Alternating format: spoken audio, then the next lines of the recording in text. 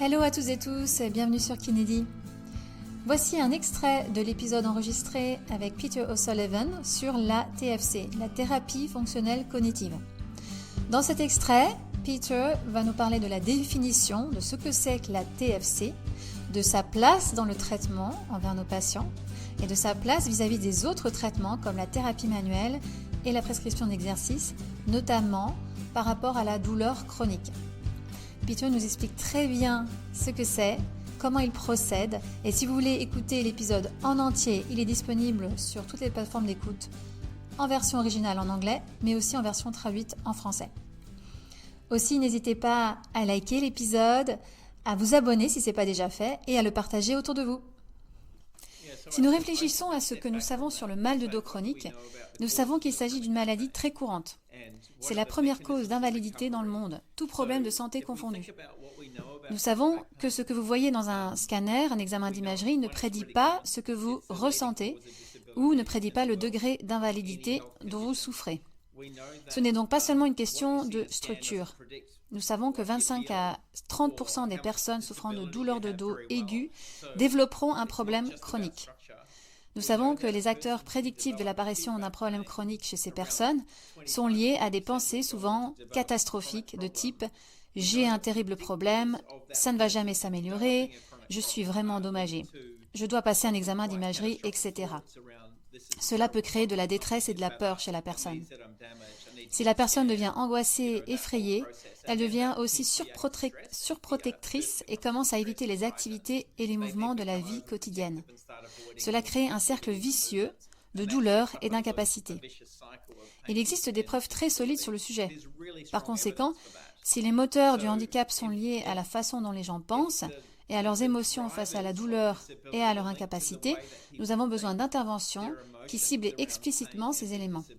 Et c'est essentiellement ce que fait la CFT, ou TCF en français. Dans le cadre de la TCF, donc thérapie fonctionnelle cognitive, qui est très adaptative et centrée sur la personne, il s'agit de déterminer les éléments clés et les éléments qui permettent d'atteindre les objectifs. Quels sont les éléments clés qui sont à l'origine de la douleur et de l'incapacité de cette personne? Le thérapeute ciblera ces éléments explicitement autour des 3 domaines de traitement.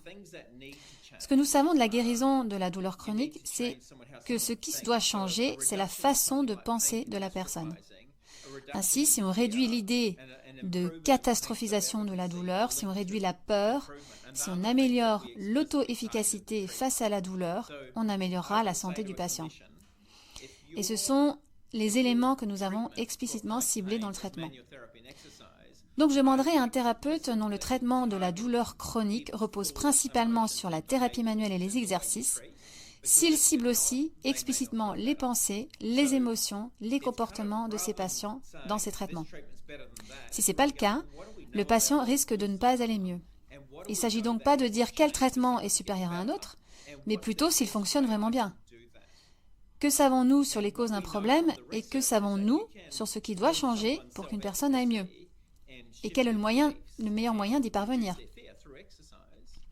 Ce que nous savons d'après les recherches, c'est qu'il est possible de renforcer l'auto-efficacité d'une personne, de modifier ses croyances et de réduire sa peur grâce à l'exercice. Mais est-ce que nous le faisons de manière explicite? Nous pouvons peut-être le faire par le biais de la thérapie manuelle et des exercices, mais que se passe-t-il si la personne ne va pas mieux? Quelles sont les options qui s'offrent à elle et à nous en tant que thérapeutes? Donc, il faut qu'on apporte d'autres solutions. Nous savons qu'il y a beaucoup de gens comme cela autour de nous qui sont passés par là, et la plupart des personnes qui ont participé à nos essais cliniques ont reçu des soins primaires, ont consulté des kinésithérapeutes, des chiropracteurs, des ostéopathes. Ils ont vu des médecins qui leur ont prescrit des médicaments, ils ont reçu des injections, ils ont eu des interventions chirurgicales et ils ont toujours mal. Alors, que faire avec ces patients? C'est ce que nous avons ciblé à travers nos interventions.